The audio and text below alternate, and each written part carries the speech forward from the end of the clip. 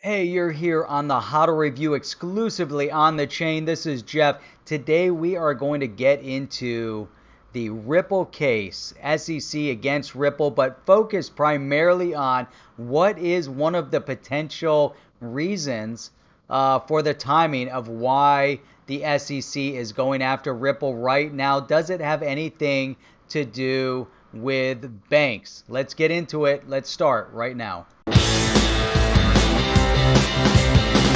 And now, the HODL Review with Jeff on the chain. All right, so banks.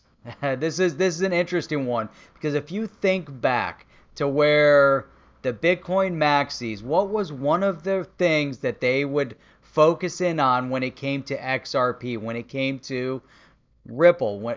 Overall, XRP was the banker's coin. Why is it the banker's coin? Because the Ripple use case is primarily focused on, that's right, cross-border remittance payments, bank to bank. So the BTC maxis refer primarily to XRP as the banker's coin. So one of the things that I've talked about a lot, we brought it up on our live streams as well, is it possible that banks don't want to have retail investors in and involved in and impacting the banker's coin? I mean, that's definitely something to consider, definitely something to look at. Now, let's take a look at this. Now, this is a brief statement, actually, as a comment to one of our previous live streams. This is Michael Atu. So, one of the things that he said, and I got my little cursor here moving here. He said, Jeff, I bet in 4 weeks the only place we will be able to buy XRP will be from the banks. I think that's a really interesting comment exactly. He said, yeah, when it's, this is Jack Ripple, yeah, when it's peaked, it's, let me see here. Hang on a second. Let me clarify this one here. Yeah, when it's peaked is only when we are allowed to buy it. So the point that they're bringing up here, first with Michael Otto, that it seems like the direction that everything is moving in right now is really focused in on and emphasizing that banks will be heavily involved in or potentially manipulating where you can or can't get XRP. And the reason why they're saying that is going back to, the whole idea that this is the banker's coin. The banks are going to be involved in and transacting in through ODL utilizing Ripple. Now, the question that would have to be presented on the table at this point would be, if the banks are heavily involved in utilizing the Ripple technology in order to move money cross border, do they necessarily have to have bought into, or will they necessarily have to buy into the digital asset XRP? And as it stands right now, utilizing the ODL will not necessarily, create a situation where banks will be obligated to buying XRP and then storing XRP. However, one of the things that we're starting to see right now with this transition, so with the SEC versus Ripple case, what is one of the things that they're highlighting here? One is that XRP could potentially be a security. Now, if it's a security, that means that they had to have filed through the right process in order to then promote XRP as a security. Now, the other point that they're making here is that Ripple was utilizing the XRP digital asset in order to raise money, which goes back to 2013. So they're talking about a raise about 7 years ago, which potentially could also be outside of the scope of any statute of limitation.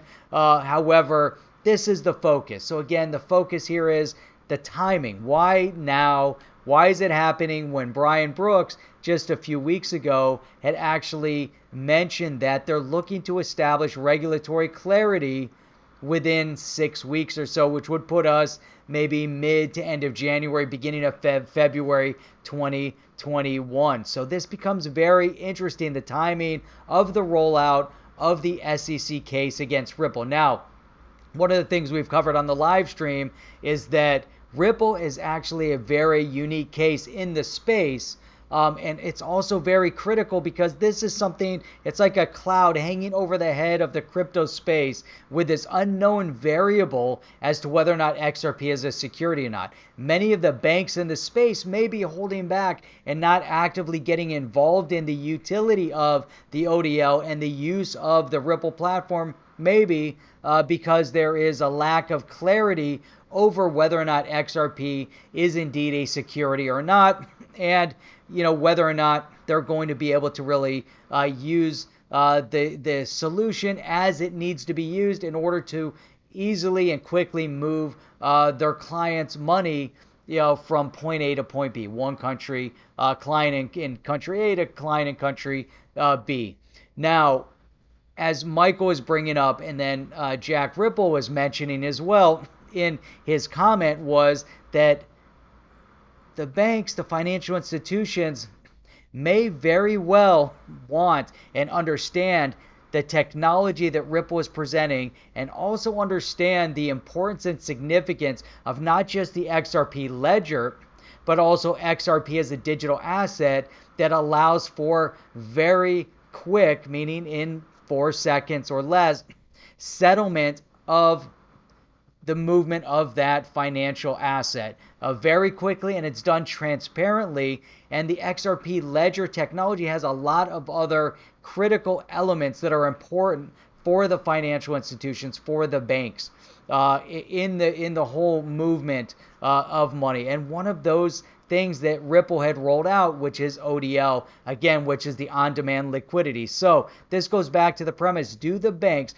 want the retail investors out for the most part in order to work and play in their own space? So banks don't want the retail in their space, and possibly, I'm not saying this is what happened, but maybe this is the impetus that has then pushed the SEC to filing the case in general, but maybe filing the case right now. In my opinion, overall, I believe, forget the timing, the timing is significant, however, but the case had been developed over a longer period of time. It didn't just all of a sudden roll out in the past 3 or 4 weeks. This is something that there's been an expectation that there was going to be a case for settlement of the SEC against Ripple in some way, shape, or form in order to finalize the idea, finalize the security or not a security for XRP. But this still leaves open this question that both Michael Otto and Jack Ripple then are talking about, is whether or not the banks want the retail investors in their space. Who wants to be first? So if the banks look at the technology, this is probably one of the first times that some members within the retail investment community, even though most in XRP, in Bitcoin, in the digital asset space at large, are relatively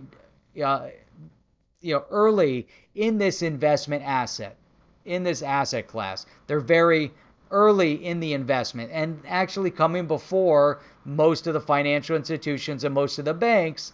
And so at this point, you're kind of in a situation where the banks and the financial institutions are looking and say, well, we have these, what are we going to call them? Are they novice investors? They're early adopters, early investors. Either way, normally the financial institutions, banks, and governments are the ones that lead the charge. So now, is there a mechanism in place that you can push out many of those that are in the space that you want to occupy? And then once you're acquiring at the lower price point, then when you are allowed to build up the price point to the significant levels and orchestrate it the way you want to, then you welcome in the retail investors. So this is kind of what Michael Otto is really leading towards in his comment is, are we going to get to a certain point through this case, through regulatory clarity, that maybe only the banks will be in charge? I don't know. Time will tell, because if it's declared it is a security, then it's going to have to go through the process in order to adhere to whatever licensing requirements are necessary and registration process necessary. If it is not deemed a security, then we're going to see, in my opinion, a big move in the direction of this digital asset. Now, this case is very, very significant beyond what Mike was talking about. It's just some hypotheses of what the banks may or may not do, and as well as Jack Ripple's his feedback as to whether the banks get it low, they're going to sell it high. That's what they do best. But really, this case is very, very significant because if the case ends up with a negative against Ripple, meaning that the XRP digital asset is in fact a security, it is going to be extremely detrimental, not just to Ripple, not just to XRP, the digital asset, not just to the technology that is built in with the XRP ledger, but this is going to be detrimental to many of the digital assets in the space, to many of the companies that are building technology in the blockchain space. And in this case, we're very hyper focused on what's happening in the US. Because one thing that we have to keep in mind within the digital asset space is that this is a global phenomenon with global adoption. So what the SEC does here in the US could be extremely limiting to Ripple as a company in the US. This doesn't stop them from leaving this country and going to another country to set up their operation, which they had already alluded to not that long ago. Maybe 3 or 4 weeks ago, they had alluded to maybe without the regulatory clarity in the US, Ripple would be better off setting up their corporate offices in Singapore or in Dubai or in the UK and London, or maybe one of many other countries where they're more hospitable towards digital asset, where they've already solidified their opinion on whether or not XRP is a security or not. Like in the UK, XRP is not a security. They look at it as a currency. So the one request from the SEC that had already identified Bitcoin and Ethereum as a non-security would be to look at XRP, the digital asset, which is separate from Ripple, the company, and look at XRP also as a currency and not a security. It only makes sense. But from this point forward, obviously, we need to settle that question once and for all. So this case is very, very significant. And the one thing that we brought up about Ripple is that it's one of the few companies that you can actually look at and say, hey, you're working with this digital asset. They're very, very impactful at this point, working, whether it's with the banks on a global scale, MoneyGram, but Ripple has really made some ripples in the financial banking space because their objective is to take down or take on Swift. And they're doing a very good job at rolling out a technology that is actually significantly better than what Swift has presented. So when you present a technology that's better and you're directly competing with an organization that has been the sole source for moving money cross border, as far as at least in terms of the communication, the messaging, not the settlement, but the messaging. But when you're targeting that business center and you're saying to this organization, all the banks that are involved in this organization that is Swift, that, hey, we have a better mousetrap. We're going to do it better than you. And here we can prove it. And here's the clients that we're working with. And by the way, we're rolling out ODL, which is the on-demand liquidity, which is also a settlement vehicle to instantly move money. It's a game changer technology. And the banks understand that and Swift understand that as well, which is exactly why it's so critical at this juncture to finally settle whether or not the XRP is a security or not. It furthers the interest of Ripple. It furthers the interest of those that have invested in XRP, of course. But more importantly, it settles the case for other companies that are coming behind it. Other companies that are already in existence, that are developing blockchain, that are rolling out digital assets, that the SEC, without regulatory clarity at any point in time, can determine and declare them as a security and bring them in front and bring a court case against them.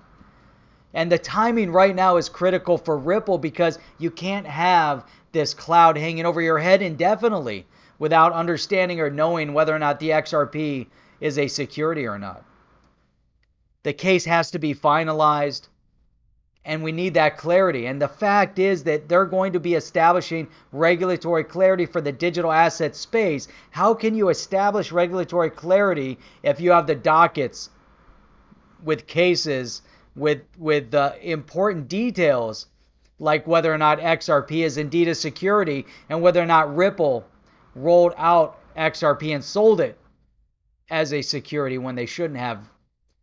You can't do that. You can't have decisions being made on regulatory clarity without clearing that up first. And Ripple wouldn't want regulatory clarity without there being a complete understanding of the functionality that is Ripple or that is XRP and the technology that Ripple has built utilizing XRP and how significant it is for their ODL. It all kind of works hand in hand. And of course, then you still have this other element that is the banks, the lobbyists, and SWIFT, and all the other money players that are also pushing for some sort of an outcome. They understand the technology. They've seen what Ripple's doing. They've seen what Ripple's done. They want a piece of it. They want to be part of it. Do they try to crush it? Does the SEC really want to crush Ripple, which could potentially then set the U.S. back significantly as far as its power position in the development of digital asset and the blockchain space on a global scale? If the SEC makes the wrong decision right now, it'll be extremely detrimental, not just to Ripple, but to everything that comes out of the U.S. moving forward. The U.S. has to have a dominant leadership role in this digital asset space, in the blockchain space, just as it has done in other technologies, in web technology, in software, in computer development. Now, you can't be so focused just on one country. I have that interest because we're here in the U.S., but the U.S. has always had a leadership role. It would be very, very detrimental for the space at large and for the economic interest of the United States and those that are here in the United States, as well as on a global scale. So that is, in a nutshell, as we talk about, will it be the banks? Do the banks have that upper hand? Do they want to push the retail investors out? I don't know if we answered that question, but we had a lot of great things and interesting conversation. Make sure that you hit that subscribe button, sub to the channel. We have a lot of other great topics. Check out the other channel, which is where we do our live streams. We live stream 3 times a week, Sunday evening at 8 p.m. Eastern Standard Time, Wednesday at 8 p.m. Eastern Standard Time, and Saturday mornings at 8 a.m. Eastern Standard Time. Check out this channel for more videos, and we'll look forward to seeing you on the next one. Now, let me see if I can actually get to our outro, and I'll see you later. Are you down with OTC? Please like, subscribe, and click the bell to be notified when the next video drops.